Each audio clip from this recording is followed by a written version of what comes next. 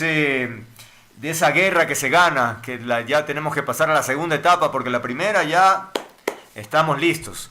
Bueno, esos han sido algunos de los comentarios del informe a la Nación del presidente Daniel Noboa, que ha recibido epítetos o calificativos de críticas, otros halagando, digamos, el formato nuevo que impone, su estilo, en fin. De eso, pues evidentemente hay mucho que hablar, pero ojalá tupemos algo de fondo y no quedarnos en los zapatos o en ese tipo de cosas que a ratos esas notas de color pueden llamar la atención. La verdad es que en el fondo no me molestaría hablar de los zapatos, que son terribles, pero bueno, lo que pasa es que me parece que está desatinado el lugar. A mí me encantaría usarlos para otra situación, no para... Iba a preguntarte si es que te los pondrías. Justamente te iba a hacer esa pregunta. La verdad, en el fondo, es que me siento No. raro, me parecen tan grotescos, tan toscos, ¿no? Que no entiendo, no creo que no, la verdad debo decir que no. Pero bueno, El Pedro nos va a matar solamente por haberte hecho la pregunta. Solo por haberte hecho la es- pregunta. sí, ¿no? Ah, tenemos que jalar la oreja ahora con Pedro. Bueno, vamos, el Ecuador que resuelve en estos 6 meses. También ese video de TikTok, haciéndose en la onda del boxeo, golpea a uno, salen los resultados, en fin. Hablemos un poco sobre este estilo presidencial de comunicar que dicen pues sigue siendo adecuado para cierto estrato de la población y eso le sirve. Es así, Pedro, empecemos por allí. Buenas tardes. Hola Andrés, gracias por la invitación. Me encanta compartir paneles con la profe Ávila, es mi profe favorita, así que aprendo Ah, un montón. caramba. Creo que, Porque aún no ha sido mi alumno, solo por eso. porque igual no se graduaría conmigo, sinceramente. Chuzo.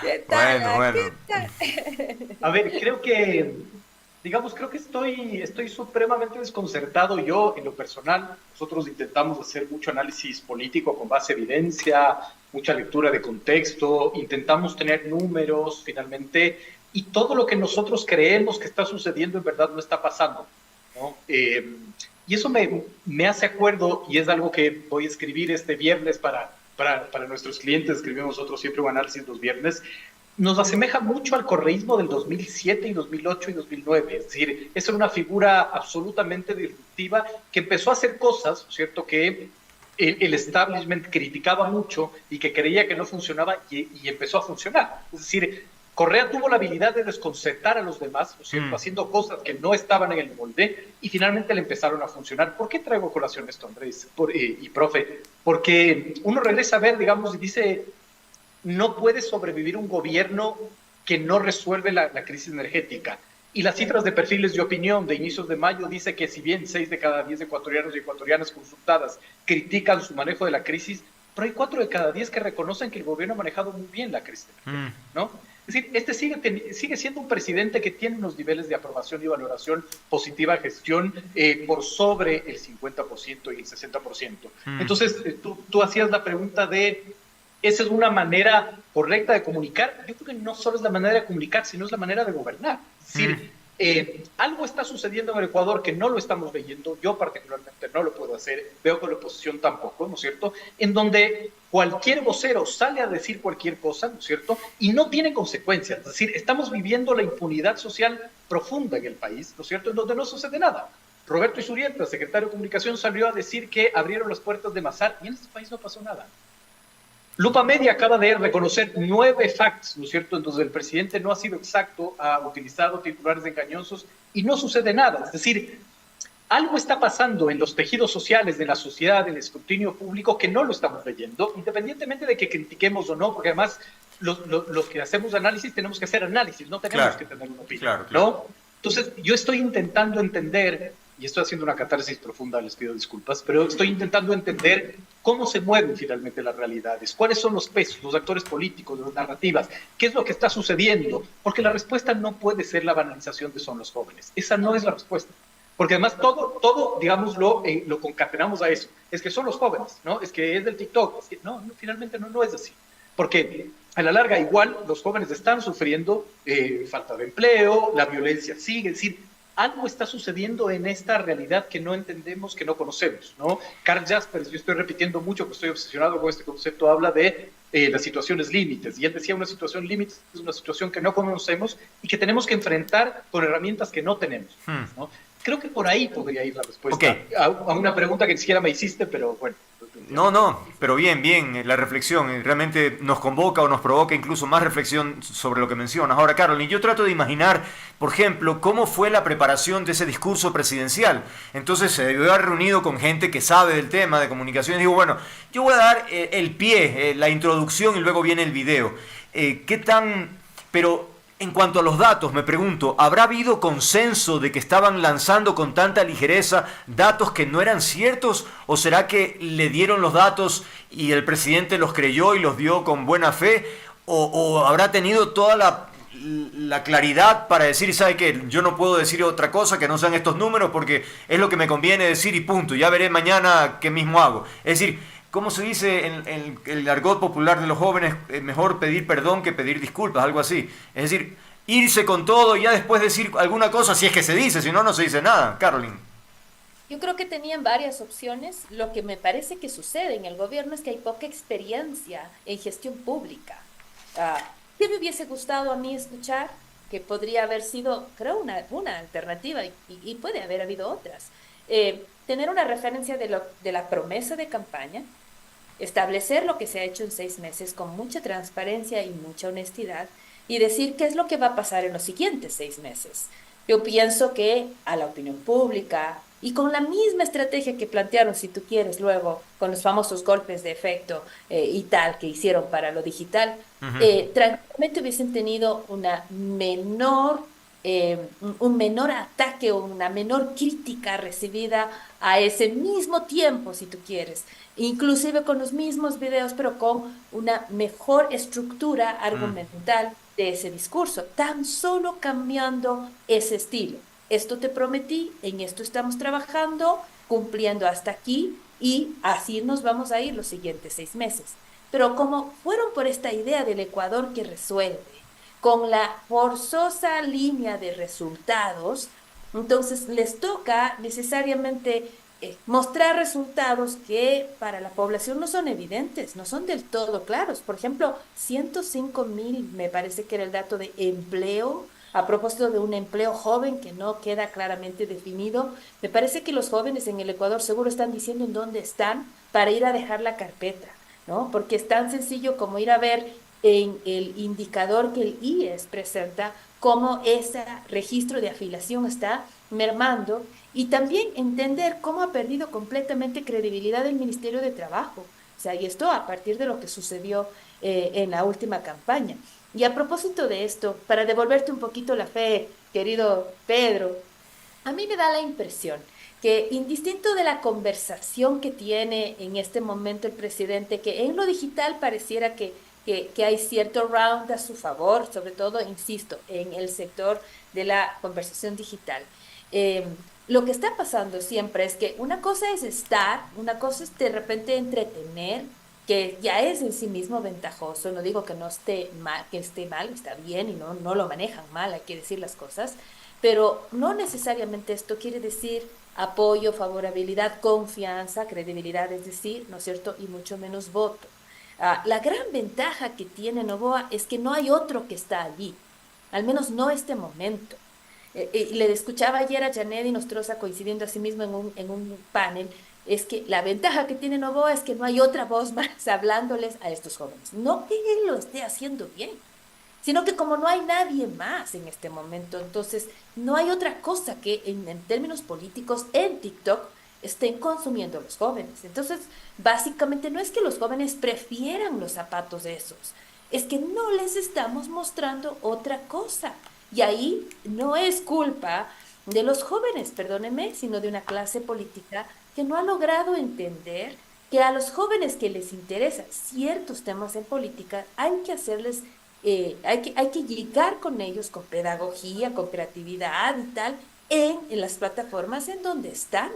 Y eso me parece que ha sido un error de la clase política que no ha sido capaz de llegar. La prueba que cuando llegamos los jóvenes son capaces de entender es la consulta popular en las preguntas 3 y 4. Ahí se marcó una diferencia y justamente en Ok. TikTok. Ahora, un tema que a mí me parece no menor, no sé, Pedro, tu opinión, porque conversaba aquí en algún momento también y como que se minimiza estas declaraciones presidenciales que no solo que reflejan que no es la realidad, es decir, está mintiendo o que ignora la realidad. No sé cuál de las dos, pero en definitiva decir que los femicidios han bajado, que ha aumentado el empleo, son cosas que se pueden contrastar. Y en otro escenario o en un país civilizado, deberíamos estar escandalizados o avergonzados de que un presidente en entrevistas internacionales o en un discurso tan importante en la asamblea diga con tanta ligereza cosas que no son ciertas. O sea, ¿por qué la sociedad aguanta y queda en silencio frente a semejantes cosas tan evidentes? ¿O serán que se pueden interpretar, serán subjetivas? Es que no entiendo lo que sucede con la sociedad en ese sentido, Pedro. Bueno, tampoco lo entiendo yo. Creo que eso nos llama a tener que empezar a profundizar los estudios sobre las dinámicas sociales, porque a la larga en el Ecuador, yo creo que en Latinoamérica, yo creo que en el mundo, la verdad ya es relativa, digamos, ¿no? La verdad ya ha llegado a unos niveles de subjetividad amplios, no hay verdades absolutas, las verdades científicas ni siquiera están vigentes. La característica de la sociedad del siglo XXI es poder relativizar todo, y lo relativizas finalmente desde el rito de la opinión. Bourdieu decía, toda sociedad tiene un rito, y nosotros recogíamos en el libro que escribimos, que la profe incluso hizo un prefacio ahí, ¿no es cierto? Escribíamos que el rito de la sociedad del siglo XXI es tener una opinión. Ahí el punto finalmente es que la opinión de todos está en igualdad de condiciones, ¿no es cierto? Y empieza a tener un relativo dependiendo del impacto que tú tienes en la sociedad finalmente espectacularizada. Es decir, la opinión de un TikToker, ¿no es cierto?, es exactamente igual o incluso debe ser más importante a la opinión de un científico, por ejemplo, con respecto a un tema científico. Es impresionante, por ejemplo, los foodies ahora, ¿no? Es decir, estos influencers que finalmente van a restaurantes, prueban la comida y los indicadores si es buena la comida o no es su opinión personal. Sí. Es decir, la ciencia gastronómica no existe finalmente. Increíble, ¿no? claro. ¿Qué quiero decir con esto? Que se relativiza finalmente y de una u otra manera estamos evidenciando también que a la larga, ¿no es cierto?, la lógica de la verdad tiene esta lógica de relativizar y es supremamente subjetiva. Pero con respecto al tema del informe de la Nación, yo creo que y es una hipótesis que lanzo y eso es un poco lo que hemos podido trabajar con el equipo, nosotros lo estamos tomando finalmente como un punto de llegada y yo siento que el gobierno lo toma como un punto de partida. ¿Un punto de partida para qué? Para finalmente generar producción audiovisual para lo que viene después. Es decir, Noboa caminando con la gente, ¿no es cierto?, no da un mensaje simbólico en específico, sino sirve para hablar a futuro, para tener los nuevos videos finalmente para colgar en redes sociales o que los medios, digamos, puedan coger de eso, ¿no es cierto? Para manejar la agenda, digamos, de la conversación, finalmente los zapatos, los muñecos de cartón, ¿no es cierto? Este pase-gol que le hace la Revolución Ciudadana finalmente al no presentarse finalmente, para que el que maneja la narrativa sea el que tiene el micrófono en ese evento, ¿no es cierto? Entonces, creo que ahí podría haber un divorcio, ¿no es cierto? Los que hacemos análisis político decimos el informe de la Nación es un fin en sí mismo, de ahí podemos sacar finalmente lo que viene de aquí a 6 meses, cuál es la agenda setting, cuál es la agenda gestión, nos va a explicar en qué se gasta el 15% del IVA, vamos a tener resultados técnicos, no, finalmente. ¿No? Es decir, es el punto de inicio, ¿verdad?, para poder grabar una nueva estética, para poder posicionar una nueva idea, y lo que sí reconozco, y me parece que fue interesante, es este ejercicio de empezar a conceptualizar el Ecuador el nuevo Ecuador, ¿no? Es decir, es lo que no logró hacer Lazo, por ejemplo. Lazo no logró concretar un concepto de el Ecuador del encuentro, ¿verdad? Noboa lo está haciendo, independientemente de que tenga razón o no. Dice, ¿cuál es el nuevo Ecuador? El nuevo Ecuador es este. El nuevo Ecuador es el Ecuador que resuelve. Quizás el error que comete es que él en su narrativa nos dice de qué color, de qué sabor, de qué forma es el nuevo Ecuador, pero lo hace comparando.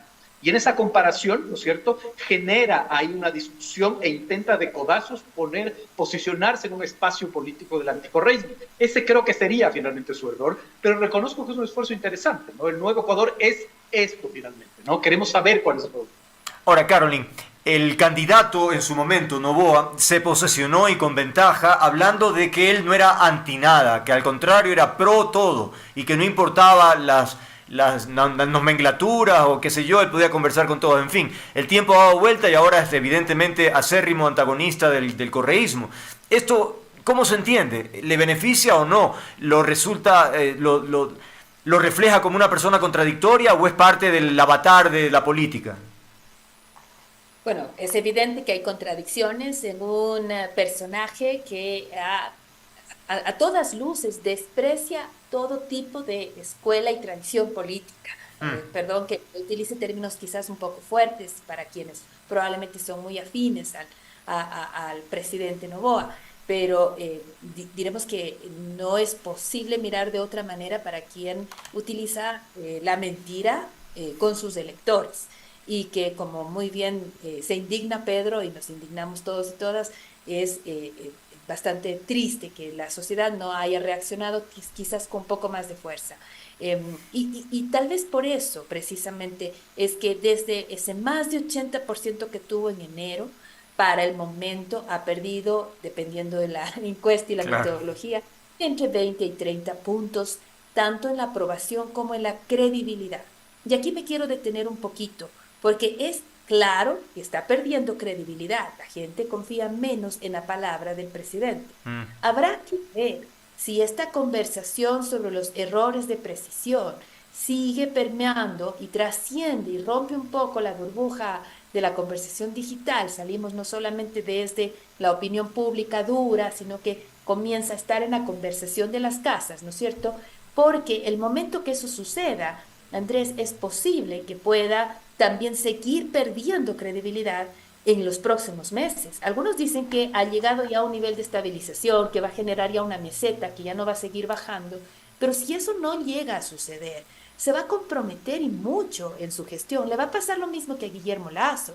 Guillermo Lasso comenzó a perder credibilidad al punto que le pasó lo del cuento de Pedrito y el lobo. Terminaba haciendo alguna gestión interesante, la comunicaba, pero ya no le importaba a la gente. Claro. Eso sucede cuando el mandatario ha descuidado el valor de su palabra. Mm. De ahí la gravedad de lo que ha sucedido en este informe de la Nación. El hecho de ser impreciso, de no tener el cuidado de los términos, de las cifras, de los datos que está entregando y quedarse solamente en las frasecillas de efecto, puede correr el riesgo sobre cuánto más está lastimando su credibilidad y con ello hay una correlación directa con la aprobación presidencial. Es peligroso en ese sentido. Ahora bien, periodista José Hernández contribuye a este tipo de debates, a estas reflexiones también en el último artículo de Vistazo, en donde él menciona que parecería que los últimos gobiernos están en la misma línea de tapar, de disfrazar la realidad, y habla del arte de gobernar en una estrategia, eso, de disimular y mentir. Habla también de que Noboa es tan rancio como sus aliados y los correístas. Es decir, que hay verdades a medias o mentiras de plano, las ligerezas de las cuales hemos conversado, y da casos, ¿no? El tema del sabotaje, eso es una cosa increíble. La señora ministra, o señorita, fue separada de su cargo y todavía no sabemos en qué quedó el sabotaje. Porque hablar de sabotaje, caramba, es una cosa tremendamente dura y grave, ¿no? Y Zurieta habló de que cerraron las compuertas y eso quedó casi como un meme después. Y así por el estilo. ¿Dónde están las pruebas? Me explico. ¿Cómo es posible que del gobierno emanen semejantes declaraciones y no haya una prueba que lo respalde, Pedro? Sí, digamos, y además estamos viviendo también el proceso de reacomodo de las fuerzas, ¿no? Es decir, porque esto es una verdad compleja de decir y hay gente que no le va a gustar, pero finalmente el gobierno de Noboa no podría hacer las cosas que hace utilizando la justicia sin la Fiscalía General del Estado.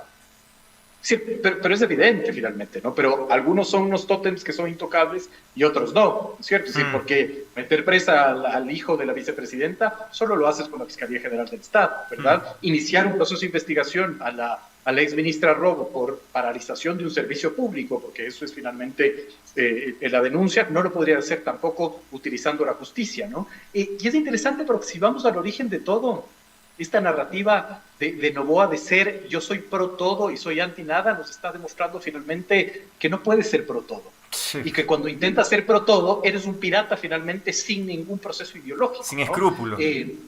Sí, no me atrevería a decir tanto así. Bueno, ok.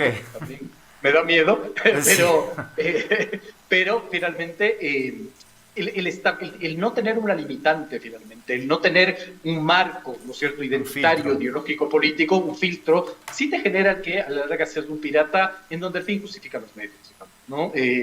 por ejemplo, en ese sentido, el correísmo tenía una limitante que era una limitante ideológica, finalmente, ¿no? Es decir, a Correa nunca se le hubiese ocurrido, bueno, no sé, pero quizás lo digo, nunca se le hubiese ocurrido meterse en una embajada, ¿verdad? Porque tenía una limitante ideológica, porque quizás los presidentes del socialismo siglo XXI no te iban a ver bien, porque a la larga respetabas o tenías, lo que decía la profe, ¿no? Ciertos preceptos de respeto a las instituciones políticas, digamos, ¿no?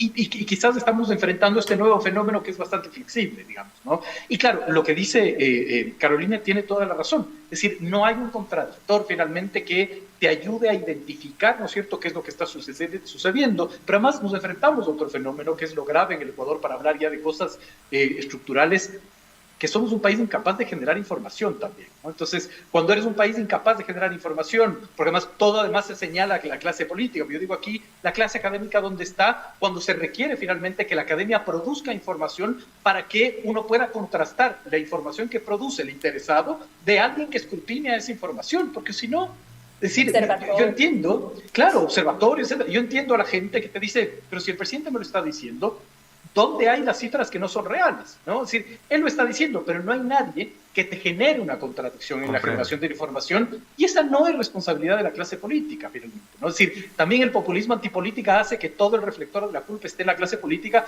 cuando la academia está ausente, cuando los gremios están ausentes, cuando finalmente las élites en sí mismas, digamos, ¿no? Entonces, creo que ese es un problema estructural del Ecuador, independientemente de Noboa, Correa, Lazo, de lo que sea. Ahora bien, Caroline, el gobierno no encuentra en todo el Ecuador, o quizás en el exterior, a un solo ecuatoriano que sea capaz de administrar técnicamente el Ministerio de Energía. Y entonces tenemos a un ministro de Obras Públicas viajando para hacer contratos, y se nos caen los puentes y las carreteras y los deslaves donde él debería estar supuestamente. Entonces uno tampoco entiende cómo es posible que no haya alguien que pueda ocupar esa cartera de Estado, y mientras tanto apoya a una ministra que ha demostrado una ignorancia supina en términos ambientales, y nadie entiende, no sé si ustedes ojalá tienen alguna explicación, cómo la mantienen en el cargo, cuando algo tan importante y sensible pues demuestra permanentemente torpeza y dificultades en ejercer el cargo. Esas son, diremos, parte de las contradicciones, y me parece que hace falta todavía más fuerza, sobre todo aquí, más escrutinio público, eh, y más fuerza, insisto, en la agenda de la oposición. De nuevo, yo creo que la clase periodística ha hecho hasta donde buenamente ha podido los deberes en cuanto a poner las alertas respecto de la gestión gubernamental en algunos de los casos. Pero también es verdad que la agenda de la oposición ha sido bastante errática.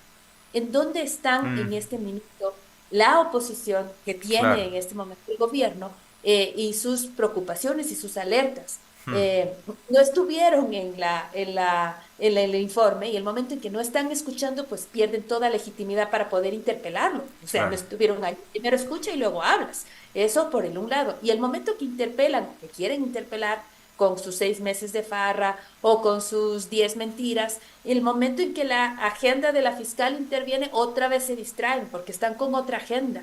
Entonces, básicamente me parece que los errores que tú muy bien puntualizas, que son errores graves de gestión, que deberían ser parte de una agenda fuerte de oposición gubernamental, no las vemos. No las vemos en esa asamblea, en esa fiscalización de la asamblea. El 6% de la gestión de la asamblea ha estado en la fiscalización, según el Observatorio de la Acción Legislativa, precisamente porque están con agendas más bien personalistas, muy de su propia tarima, diremos así, y en lugar de estar mirando con mayor detenimiento qué es lo que está haciendo el gobierno.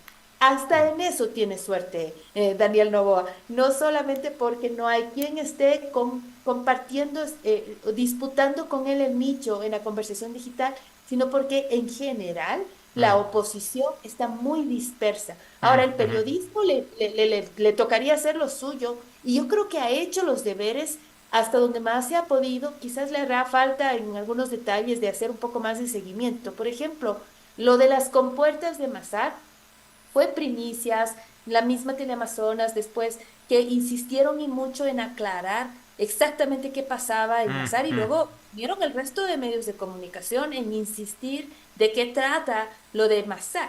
Lo de Olón fue principalmente gracias a que el activismo se puso, pero y los medios de comunicación acompañaron. Así Es es. decir, parece que hay un acompañamiento de los medios de comunicación hasta cierto punto, pero sí le hace falta hacer mayor seguimiento. Lo de hoy día es sumamente interesante. La prensa en general se ha puesto a hacerle el fact-checking o el análisis al ejercicio comunicacional del viernes. Mm. Sería muy interesante que si es que el gobierno sale el día de mañana, porque por lo general el día lunes el gobierno no sale nunca y comienza a salir el martes, si es que el gobierno sale el día martes, sería sumamente interesante que exista esta suerte de escrutinio sobre lo que se dijo el día viernes, sobre lo que plantea el presidente y no solamente la réplica tipo relacionadores públicos, ¿no es cierto?, gubernamentales de las vocerías que este momento articula el gobierno.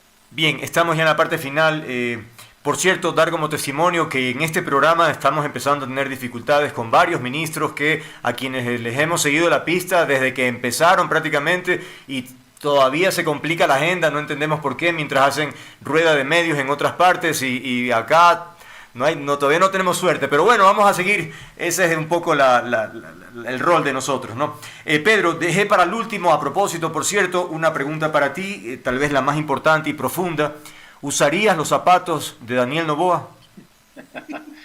Y yo creo que debería, más que quisiera, debería por mi metro. Es una buena idea, 67. Pedro. Pero no, creo que tengo más personalidad que... Por favor, por favor, Venga, claro, venga, por venga, supuesto. respuesta. Eso es lo que impone, acuérdate de Napoleón, Bien. chiquito, Pero por supuesto. Claro, claro. Estoy contigo. Buena. Esa es la idea, Pedro. Bueno, agradecerle siempre por las reflexiones tan interesantes, nos dejan dando vueltas y creo que eso es importante para también quienes nos están escuchando en este momento. Que tengan una buena tarde, gracias por haber estado aquí. Gracias, Carolina y Pedro. Gracias, Andrés. Chao. Un abrazo. Chao, profe. Gracias.